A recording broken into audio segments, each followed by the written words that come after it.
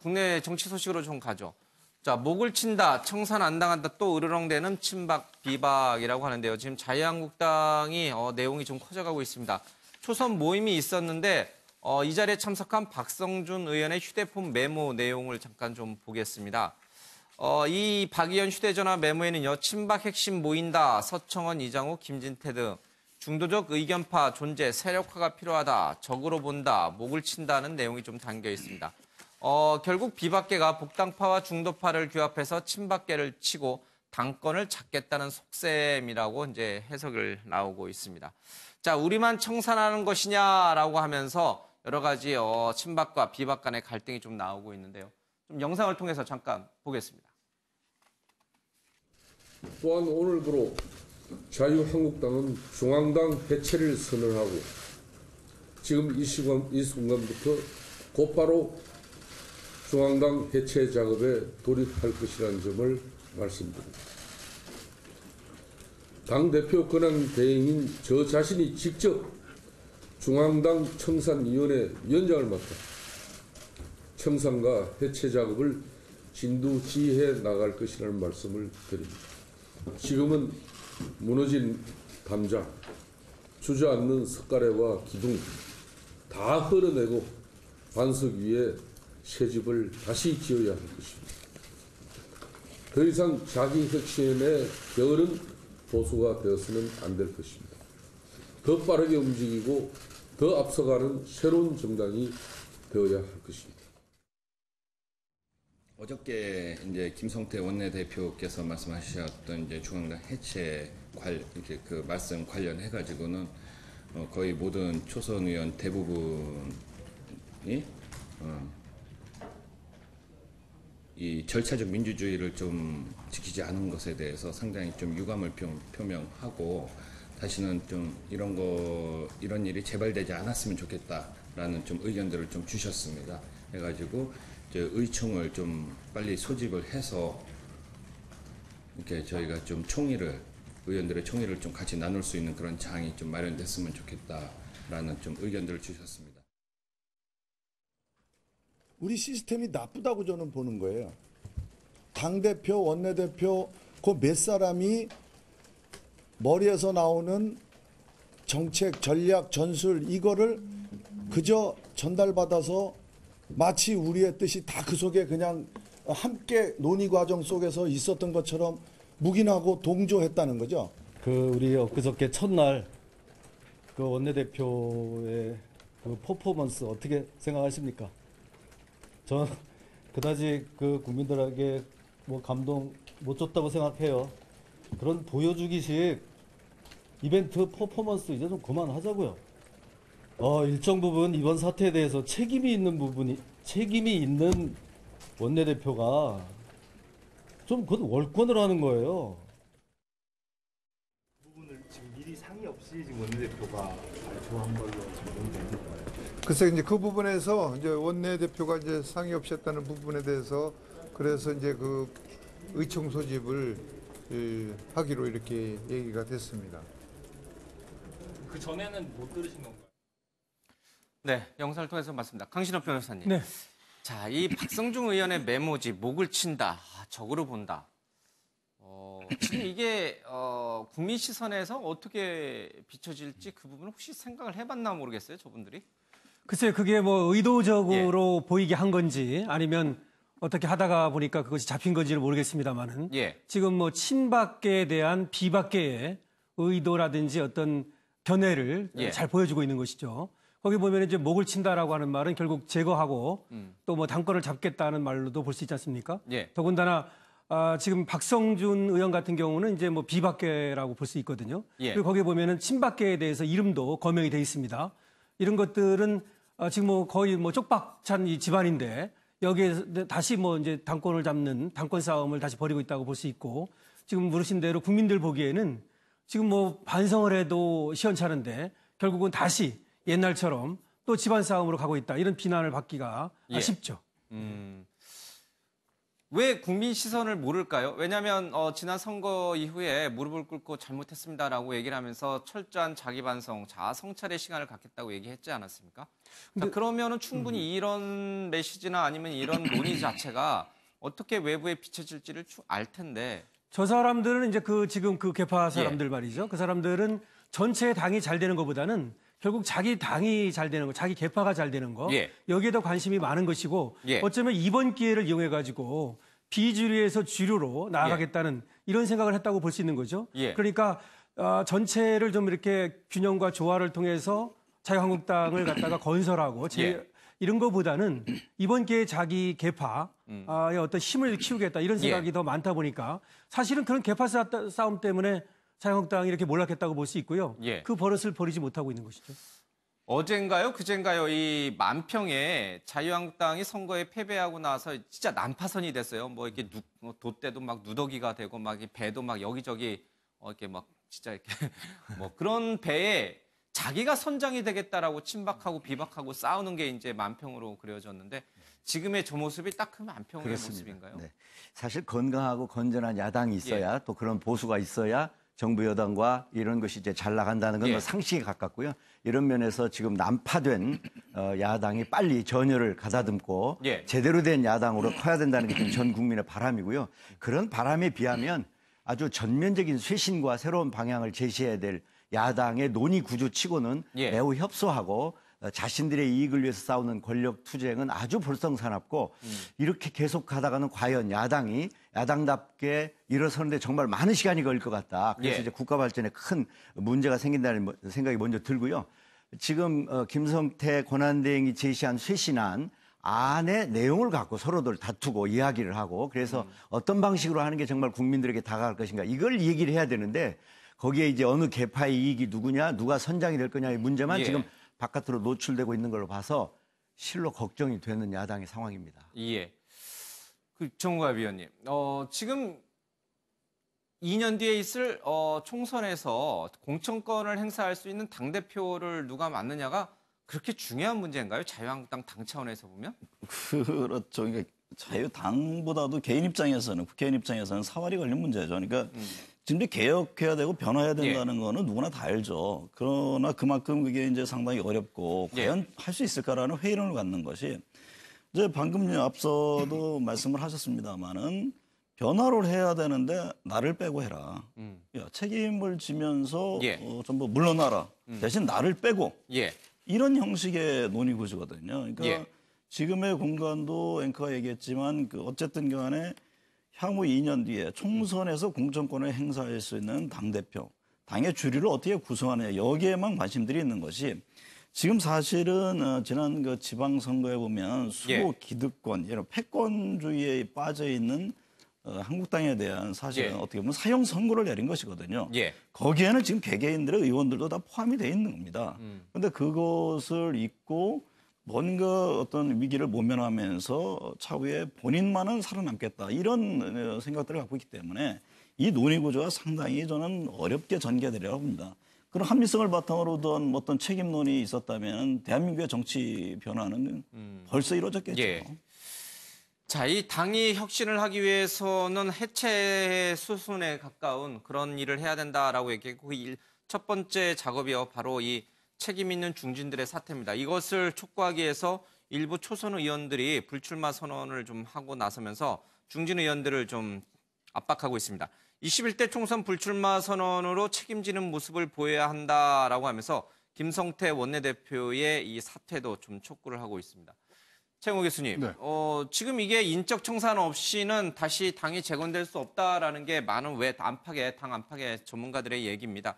그렇지만 정작 이 배지를 달고 있는 분들은 2년 뒤에 내가 어떻게 다시 한번 또 배지를 달 것인지 거기에서 내가 어떻게 영향력을 행사해서 공천권을 가질 것인지 뭐 그런 쪽에 관심이 많은 것 같아요. 초선 의원들이 이렇게 압박한다고 해서 중진 의원들이 물러날까요? 뭐 압박하는 자체로는 뭐라고 못하겠습니다만 이제 장관급 이상을 지내신 분들은 다 나오라 그러는데 제가 보기에 진짜 이 자유한국당이나 바른미래당에 보수란 얘기를 좀 안 했으면 좋겠어요. 아니 진짜 보수적인 보편타당한 가치를 지키기 위해서 하는데 다 개인이에요. 자 보세요. 안철수 의원 자기 딸 결혼식 갔어요. 나라를 통째로 넘겨줬던데 홍준표 대표 아니 변호사 개업한다 그래요. 자, 그 밑에 있는 의원들 보세요. 지금 말씀하신 대로 21대 총선 생각하고 있어요. 보수란 단어조차 입에 담을 수 있는 자격이 없으신 분들입니다. 예. 사회가 지향하는 보편타당한 가치를 제시를 하고 그것을 통해서 어떻게 가야 되는지. 예. 그다음에 여기서 지금 보면은 굉장히 통렬한 뭐 자기 이 비판은 없을 뿐더러 지금 딱 보면요 한 가지밖에 저는 생각이 안 드는 게 뭐냐면 10년 고생할 생각을 해야 되는데 그거 하는 사람이 아무도 없는 거예요. 그래야만 진짜 다시 부활을 하는 거죠. 자, 부활이라는 건 죽어야만 부활하는 겁니다. 예. 지금 상태에서 좀 나아진 건 회복이라 그래요. 그러면 예전 상태랑 똑같습니다. 10년 고생할 각오가 묻어나는 그러한 자세들을 보여줄 때 우리 국민들이 진짜 다시 지지를 하게 되는 거죠. 이런 식으로는 절대 안 됩니다. 이 정도의 문자 메시지가 돌고 있는 정도가 된다면은 사실 이 개파라고 하는 것은 분당을 통해서나 해결이 가능할 것 같기도 한데 그렇다고 해가지고 또 분당은 잘 안 돼요, 그렇죠? 잘 안 하려고 하고 있고요. 여러 가지 뭐 국가 보조금 문제도 있고 여러 가지 얘기가 있는데 어제 당에서 열렸던 보수 원로들과 관련된 세미나가 있었어요. 예, 이 자리에서 이 보수 원로들은 김용호 전 국회의장은 아예 국가 보조금을 받지 말아라라고 하면서 이제 거듭 태어날 것을 요구했는데 강 변호사님, 분당 가능성이 있어요? 아니면 중앙당이 국가에서 주는 정당 보조금을 안 받을 가능성도 있나요? 그 정도의 이 뼈를 깎는 쇄신을 할 수 있을까요? 저는 좀 부정적으로 봅니다. 예. 결국은 뭐 중앙당 해체라든지 지금 논의되고 있는 이 논의 구조가 당권 싸움이라고 보거든요. 그 당권 싸움은 2년 후에 있을 이 총선 그리고 그 후에 있을 이 대권 여기까지 지금 염두에 두고 어떤 그 논쟁을 벌이는 것이라고 생각을 하거든요. 왜냐하면은 다음에 이제 그 총선이 있을 때 여기 아까도 말씀하셨지만 누가 대표가 되느냐에 따라서 이 총선 공천권을 행사한단 말이죠. 이것이 중요한 거거든요. 그래서 김무성 의원 같은 경우에도 다음에 총선 불출마를 선언했다는 것은 결국 당권을 노리고 지금 불출마를 선언했다고 봐야 되고요. 그리고 지금 김성태 의원에 대해서도 갖는 그 어떤 의구심이 뭐냐면 결국 김무성 그 의원과 함께 하나의 어떤 개파를 형성해가지고 당권을 잡고 총선권을 행사하고 그리고 나아가서는 김무성 의원 같은 경우 대권을 이제 노릴 가능성도 있는 것이거든요. 여기에 대한 어떤 견제라고 봐야 되기 때문에 결국 중앙당을 해체한다든지 이런 것들은 어려울 것이고 이것은 당권이라든지 주류로 나아가기 위한 하나의 작업이다. 이렇게 볼 수 있고요. 아마 그 반대파에서도 그렇게 해석을 하기 때문에 강력하게 반발하는 것으로 봅니다. 예. 참 걱정스럽습니다. 이 보수의 부활을 원하고 있는 많은 보수 유권자들 눈에는 이 자유한국당이 그 보수를 대변하는 것 같지 않아서 안타깝습니다. 오히려 반동, 수구 이런 말이 더 어울리는 정당이 좀 돼버린 것이 아닌가라는 비판도 같이 나오고 있습니다. 자, 이제는 홍 변호사, 홍준표 전 대표가 개업 신고를 했습니다. 법무법인이 아닌 집 주소로라고 얘기를 했는데 뭐 진짜 변호사를 하려고 하는 것이 아니라요. 이명박 전 대통령을 면회가기 위해서 그랬다 이런 얘기도 좀 나옵니다. 홍준표 전 대표의 최근의 일련의 행보와 관련된 영상 좀 보겠습니다. 우리는 참패했고 나라는 통째로 넘어갔습니다. 모두가 제 잘못이고 모든 책임은 저에게 있습니다. 국민 여러분들의 선택을 존중합니다. 오늘부로 당대표직을 내려놓습니다.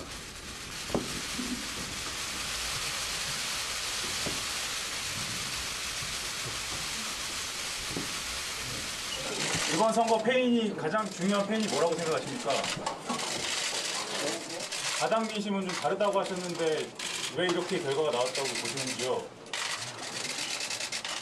나라를 통째로 넘긴 국민 선택이 잘못됐다고 생각하십니까? 정계 은퇴를 선언하시는 건 아니죠? 강 변호사님, 이명박 전 대통령을 면회 가기 위해서 변호사 신고를 했다, 개업 신고를 했다. 그러지 않고서는 면회 가기 어렵나요? 뭐 일반인 면회는 가능하죠. 근데 이제 일반인 면회는 뭐 시간이 10분 정도, 또 짧게는 7분 정도밖에 안 됩니다. 근데 이제 변호사로서 이제 면회를 가게 되면 그것은 제한이 없거든요. 시간적 제한이 없고요. 그리고 공간도 별도의 공간에서 이제 또 면회를 할 수 있고 예. 아마 이제 그런 것을 염두에 두고 얘기하는 것 같아요. 그런데 홍 변호사 같은 경우에는 지금 1995년에 개업을 했거든요. 예. 이제 개업을 할 때는 처음에 등록을 합니다. 그리고 이제 개업 신고를 하는데요. 그 후에 이제 휴직을 여러 번 반복했죠. 예. 그래서 지금 휴직 상태에 있었던 것인데 다시 이제 재개업 신청을 했다는 얘기고요. 예. 그거는 뭐 특별한 어떤 하자만 없으면 그대로 받아주게 돼 있거든요. 그래서 아마 그 얘기 속에는 두 가지가 다 포함되어 있는 것 같습니다. 그러니까 이명박 전 대통령을 그 면회하겠다는 것도 전혀 틀린 말은 아닐 것이고요. 예. 그리고 나아가서는 뭐 지금 그런 얘기는 안 하지만 결국은 이제 변호사 일을 또 염두에 둔 것이 아닌가 뭐 이렇게 생각은 됩니다. 예. 변호사 일을 염두에 둔 것이라.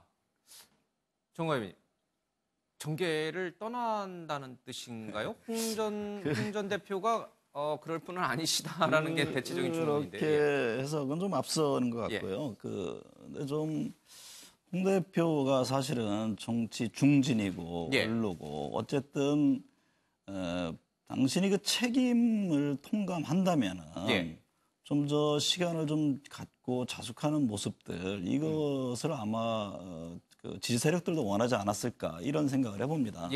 일면 이해가 됩니다만은 지금 뭐 지방선거 끝난 지 얼마 안 되고 머리 숙여 사죄한 지 얼마 안 되는데 어쨌든 뭐 이명박 전 대통령 면회라고 합니다만은 모든 정치인의 행위는 정치적 행위로 해석이 되거든요. 그걸 그대로 액면으로 받아들이기 어려운 측면이 있기 때문에 여러 이제 해석들이 나오는 것인데 그런 점이 좀 안타깝고 그리고 과연 이제 홍 대표가 지난 선거 결과에 대해서 실질적인 민심을 받아들이느냐 이건 좀 다른 문제로 보여집니다. 그러니까 앞서 나왔습니다만 나라를 통째로 넘어갔습니다. 나라가 통째로 넘어갔습니다라는 의미는 본인들의 잘못보다는 어쨌든 유권자들의 심판에 대한 어떤 불만을 드러낸 듯한 그것 때문에도 상당히 논란이 있었는데 지금 뭐 보수는 지금 엄청난 위기에 빠져 있단 말이죠. 그러면 그 공간에서 어떤 좀 미랄이 될 것인지 어떤 역할을 할 것인지 이런 측면에서 좀 더 고민하는 것이 낫지 않았을까 이런 생각을 해봅니다. 뭐 이명박 전 대통령 얘기가 나왔으니까요. 지금 어제 공판에 참석하면서 휘청거리면서 벽을 이렇게 짚고 가는 모습이 좀 보였어요. 건강 상태가 많이 안 좋은가 보죠? 네, 그렇다고 봐야죠. 어제가 이제 6차 공판이었거든요. 그래서 호승차에서 내려가지고 들어가면서 휘청거릴 뿐만 아니라 또 벽을 잡고 굉장히 어려워하는 모습을 보였어요. 지난번 뭐 공판에 나왔을 때에도 건강이 나쁘다라는 얘기를 했거든요. 그러면서 이제까지는 숨겨왔지만 더 이상 구치소에서는 숨길 수가 없다. 지금 나오는 얘기는 당뇨, 혈압 이런 얘기가 나오고 있고요. 건강이 나쁜 거는 뭐 분명한 것 같습니다. 그래서 주 2, 3회 정도 지금 공판이 예정돼 있거든요. 그리고 22차례 정도 재판을 지금 여는 것으로 10월 9일이 이제 구속 만기입니다. 그래서 그때까지 이제 재판을 마치려는 생각을 갖고 있는데 증인신문도 더 많아질 수가 있고요. 그리고 또 건강이 이렇게 나쁘다면 2, 3회가 어려울 수도 있거든요. 그래서 경우에 따라서는 재판이 좀 늘어질 가능성도 지금 배제할 수 없는 것 같습니다. 지금 이명박 전 대통령 주변에 변호해줄 변호인이 많이 부족한가요? 혹시 홍 전 대표까지 합류해야 될 정도인가요? 글쎄 홍 전 대표가 합류하려고 하는 것 같지는 않고요. 그냥 단순 뭐 정치적 어떤 뭐 도 이런 얘기를 했거든요. 이번에 이제 이동관 전 이제 홍보수석이 이명박 전 대통령을 면회하고 나왔다고 그러면서 전한 얘기에 의하면 지금 어쨌든 건강이 굉장히 나쁘다. 그리고 원래 이제 잠을 안 자고 일을 열심히 하는 그런 스타일이었는데 거기 들어가가지고 생활 환경이 완전히 바뀌면서 그러니까 일을 못하고 돌아다니지 못하고 이러면서 굉장히 건강이 나빠졌다 이런 얘기를 전하고 있어요. 그래서 건강이 나빠진 것만은 분명한 것 같고 그렇게 되면 이제 재판이 좀 차질이 생길 가능성도 배제할 수는 없습니다. 알겠습니다. 뭐 잠시 뒤에 조금 더 다뤄보도록 하겠습니다. 자, 바른미래당 워크숍에서요 안철수 정계 은퇴 압박이 있었습니다. 안철수 전 대표 측에서 이 내건 현수막, 낙선 사례 현수막인데 시민 여러분 고맙습니다. 부족한 저에게 보내주신 사랑을 결코 잊지 않겠습니다. 안철수 드림이라고 좀 써져 있습니다. 뭐 안철수라고 하는 네임 브랜드가 워낙 뭐 많이 알려져 있으니까 누군지는 금방 알겠는데 여기 보통은 바른미래당이라든지 바른미래당의 이 당 색깔이 좀 들어가 있어야 되는데 흰색 위에 이렇게만 써놔가지고 안철수를 모르는 사람은 없겠습니다만 안철수라고 하는 사람을 모르는 분들은 저게 어느 당 사람이 붙인 거지? 이렇게 착각할 수도 있거든요. 뭐 그럴 일은 없겠습니다만 안철수 전 후보야 뭐 워낙 유명하니까요. 자, 이것에 대해서 이준석 지금 전 후보도 이제 비판을 좀 했는데 어떻게 보세요? 그렇습니다. 일부러 뺐다고 보세요? 아니면 일부러 뺐겠죠. 저는 그렇게 해석할 수밖에 없을 것 같고요. 앞에 그 홍 대표도 그렇고 지금 안철수 전 후보도 그렇고요. 공당에 그리고 야당에 아주 유력한 그런 정치 지도자가 아주 참패를 당한 이 선거 이후에 보여진 행보는 궁색합니다. 그리고 아주 옹색하고 그래서 우리 국민들이 볼 때 패자도 어떻게 지느냐 그리고 진 뒤에 어떤 식으로 정리하느냐가 그다음에 또 그 사람의 새로운 정치 행보에 영향을 줄 터인데 지금은 아주 실망스러운 형태다 이렇게 보여지고요. 그 워크숍에서 나왔다는 안철수 대표의 미래에 대한 이야기들은 정계 은퇴에서부터 자숙에 이르기까지 굉장히 다양한 의견이 나온 걸로 알고 있는데 과연 안철수 새정치로 출발했던 안철수의 이 정치적인 이 힘이 과연 지금도 남아 있느냐 아니면 완전히 소멸했느냐에 지금 기로에 서 있다. 여기서 좀 분명하게 이번에 그 선거 패배 이후에 본인이 그 개표 직전에 보였던 기자회견도 그렇고 또 그 뒤에 보인 여러 가지 행보를 볼 때 큰 정치인의 기대를 걸기가 좀 어렵지 않나 하는 판단을 하게 됩니다. 이준석 당협위원장은 당내 갈등 극복이 어렵다. 갈라서든지 한쪽이 압도해야 된다. 이제 이런 얘기를 좀 했어요. 이준석 당협위원장은 바른정당 출신이어서 뭐 그렇다 치더라도 같은 국민의당 출신인 장진영 전 지금 변호사 역시 이번 선거에 나왔는데요. 이런 상황에서 혼자 딸 졸업식 보러 미국 가는 게 그게 말이 되느냐라고 강하게 비판했고 안철수 전 후보 측에서는 그런 걸 가지고 비판을 하느냐라고 하면서 또 이제 매도를 했고 여기에 대해서 장 변호사가 또다시 반박하는 일이 계속 공방이 벌어지고 있어요.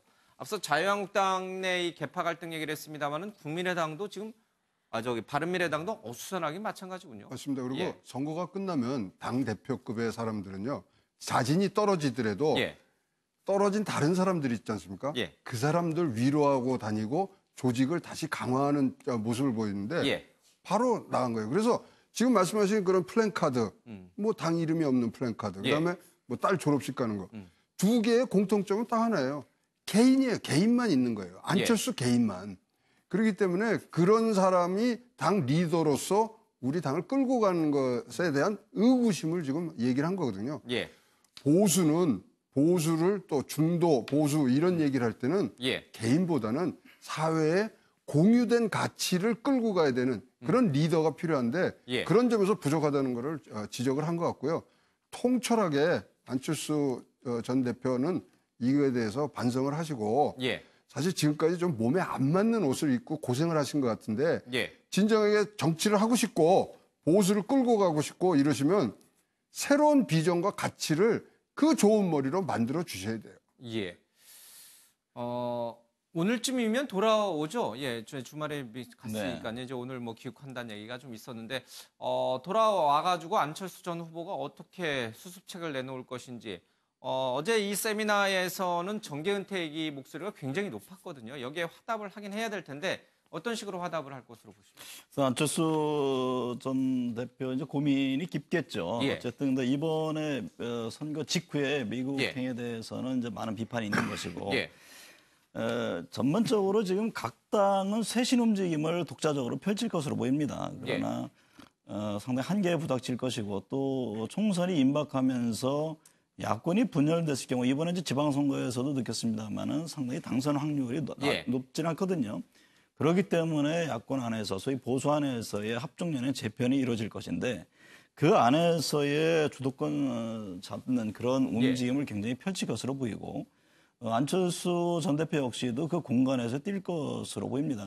어차피 정치에 들어왔고 안 대표 입장에서는 뭐 본인이 여기서 물러나는 퇴로가 또 보이지도 않고 그렇기 때문에 이 안에서의 자기의 공간을 새롭게 어떻게 하면 또 잡아갈 것인지 이 부분에 대해서 상당히 고민하면서 또 내부 갈등, 논란 이런 것이 촉발될 것으로 보입니다. 안철수 전 서울시장 후보의 사시음으로부터 모든 비극이 출발했다. 안철수 리스크를 해결해야 한다. 새 정치를 모르는 안철수는 정계 은퇴해야 한다라고 토론회 발전을 맡던 이종훈 시사평론가가 얘기를 좀 했습니다. 장진영 전 변호사 최고위원회 얘기도 좀 했는데 역사의 어느 전쟁에서 패장이 패배한 부하들을 놔두고 가족 만나러 외국에 가버린 사례가 있느냐 이렇게 얘기를 하자 또 이 안철수 후보 측에서 정치적 패륜행위다 이렇게 맞받아쳤고요. 이에 대해서 장 전 최고위원은 이 측근들의 권위주의적 사고가 놀랍다라고 하면서 옥신각신하는 모습을 좀 보이고 있습니다. 쉽게 끝날지가 않을 것 같습니다. 자, 이런 상황에서 보면요, 전체적인 이 보수의 재건, 보수를 보수하라라는 보수를 향한 진보들의 고언이 나오고 있는데, 보수의 트레이드 마크라고 할 수 있는 반공, 또 성장부터 버려야 한다, 이런 얘기가 좀 나오고 있습니다. 낡은 이념과 구애의 벽을 넘지 못했다, 이런 얘기 있고요. 최저임금과 교육개혁 등 정책적 비교와 대안을 내놔야 한다, 이런 얘기도 같이 나와 있습니다. 강신업 변호사님. 네. 이제 많은 어떤 사회적인 가치들이요, 어떤 균등 발전이라든지 아니면 남북관계 개선이라든지 뭐 등등의 이런 사회적 가치들을 진보가 모두 장악한 상황에서 보수가 갖고 있는 낡은 사고, 이념, 반공이라든지 아니면은 뭐 성장이라든지 이런 개념들에 너무 이 보수가 얽매이고 있어서 이번 선거에서 참패로 이어졌다. 근데 진보학자들의 생각인데 또 보수학자들의 생각은 좀 달라요. 그렇죠? 더 강력하게 진보적인 사람들이 내세우는 그 가치의 허점을 파고들지 못했다라고 또 주장을 해요. 그것도 맞는 얘기인데요. 사실은 보수와 진보는 상대적 개념이거든요. 그렇기 때문에 그것이 어떤 정체돼 있는 고정돼 있는 개념이 아닙니다. 그래서 물론 보수는 뭐 자유시장 경제라든지 내지는 반공 우리 같은 경우 이런 것들을 이념으로 한다는 점은 맞지만 그것이 이제 프레임이 바뀌고 있단 말이죠. 그렇다면은 이 반공 이념이라고 하는 것은 진보 쪽으로 오히려 보수를 이동시킬 필요가 있어요. 다만 거기에서 예를 들어서 진보가 가지는 것이 어떤 이념지향적인 것이 있다면 오히려 보수는 실리지향적으로 간다든지 그래서 지금 보수의 개념을 재정립할 필요가 있고요. 그리고 진보학자들이 얘기하는 것이 사실은 전적으로 맞는 것은 아니지만 보수의 어떤 아픈 부분을 지적하고 있는 것이거든요. 그래서 자유시장 경제라고 하는 것도 지금 신보수주의가 이제 등장을 하면서 이것이 그대로 지속될 수 있는 것이냐에 대해서는 여러 가지 논란이 많습니다. 그래서 그런 것들에 대해서 정립을 해야 하고 필요하다면 과감히 진보 쪽으로 이동을 할 필요도 있어요. 그렇게 되면 진보는 더 좌쪽으로 가게 되는 것이죠. 그러면서 보수와 진보가 한 층씩 한 단계씩 이렇게 움직여 가가지고 새로운 보수와 진보의 개념을 만들 수 있다. 저는 그렇게 보고요. 그래서 저 진보학자들이 얘기하는 것을 보수 쪽에서 좀 잘 새겨들어서 보수의 이념을 재정립할 필요는 있다. 이렇게 봅니다.